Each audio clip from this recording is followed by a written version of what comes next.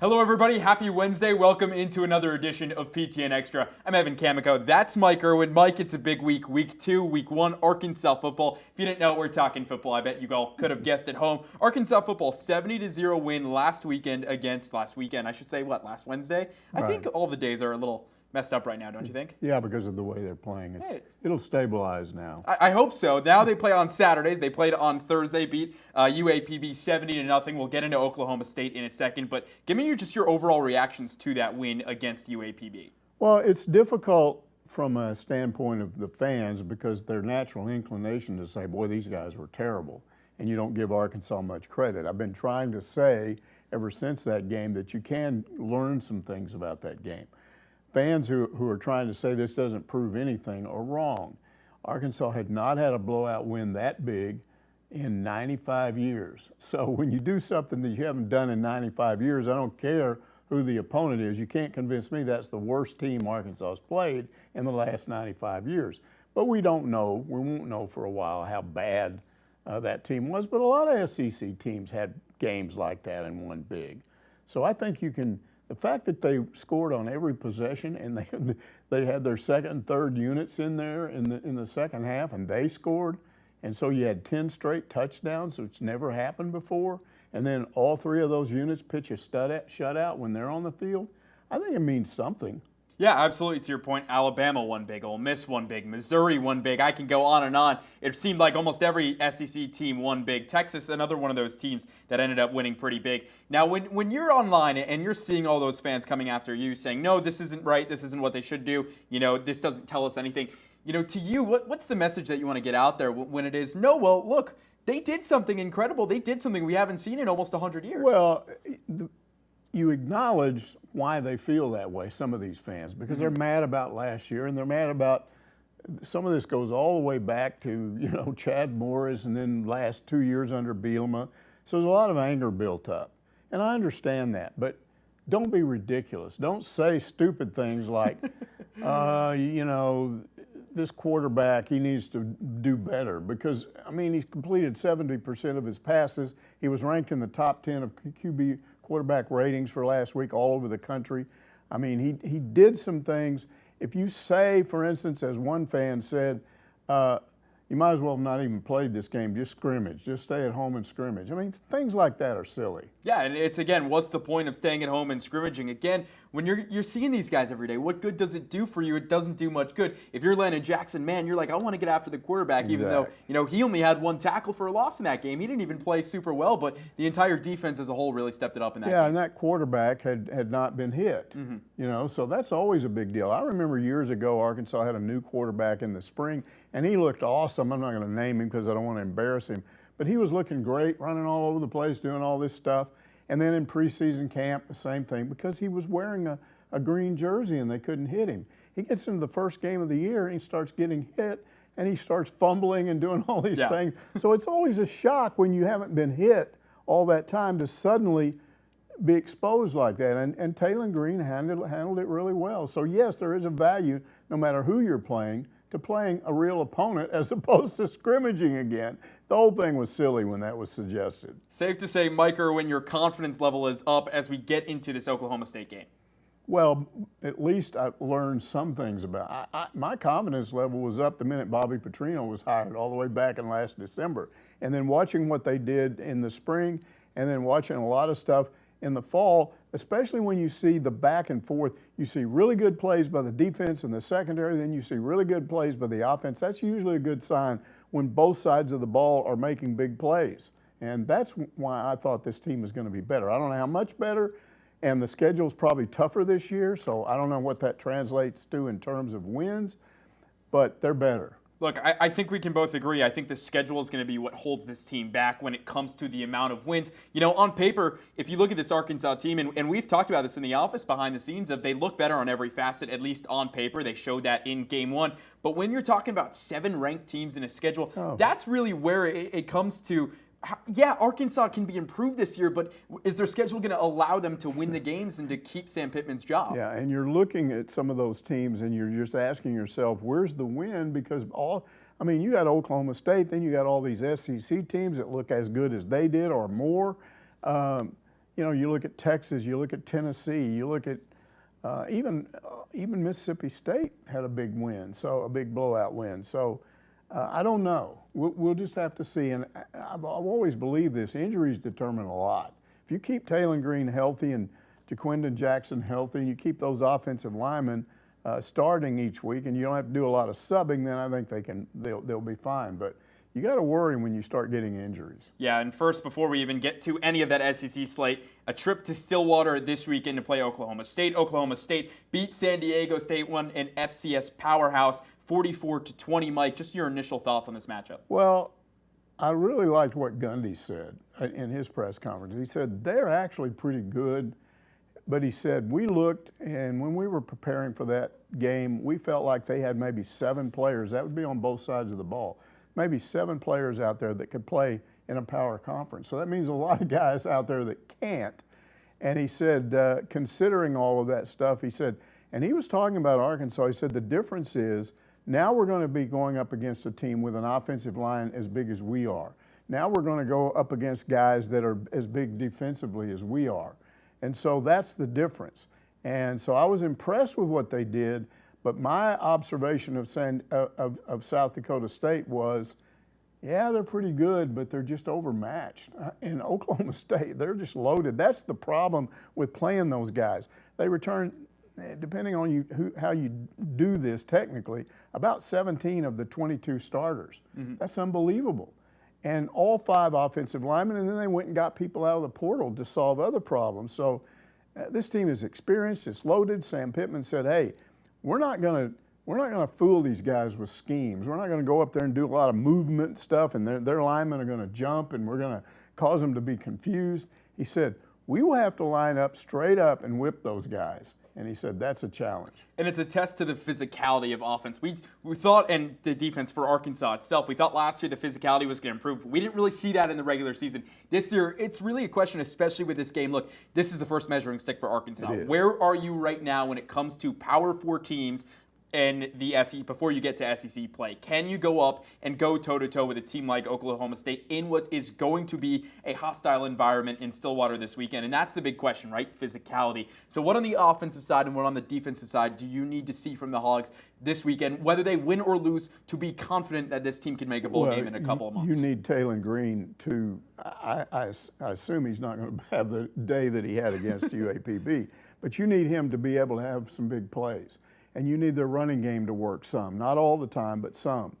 And then you got to have that secondary.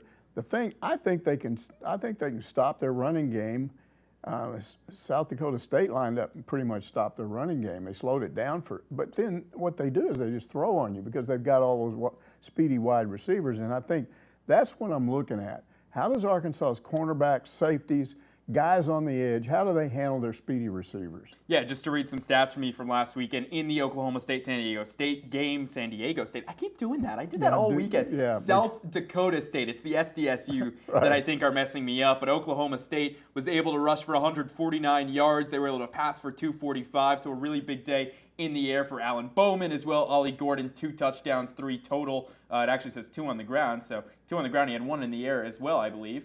So really just a big day for that Oklahoma State offense, putting up 44 points in the win, 23 first downs, 394 total yards of offense. So for the Arkansas defense, who up front has to be the difference to hold Ollie Gordon and Alan Bowman accountable? Well, I will say this. Those guys, and Arkansas is too deep across the defensive front and at both defensive ends. So all of those guys play well. I think they got a shot. I was at a practice late in fall camp. I think you may have been over there that day. Mm-hmm. And I'm watching these pro scouts, and all they were doing was following around Arkansas's D-line. There was like 3 or 4 of them just, So you know there's talent there. Yeah. But Landon Jackson, he's going to have to get to their quarterback. And that's not easy because the guy's been around. He's a 6-year guy, and he can read a defense. The offense is designed for him anyway, and he gets the ball off quickly. So you're going to have to just blow in there to put any pressure on him at all, and that's going to be tough.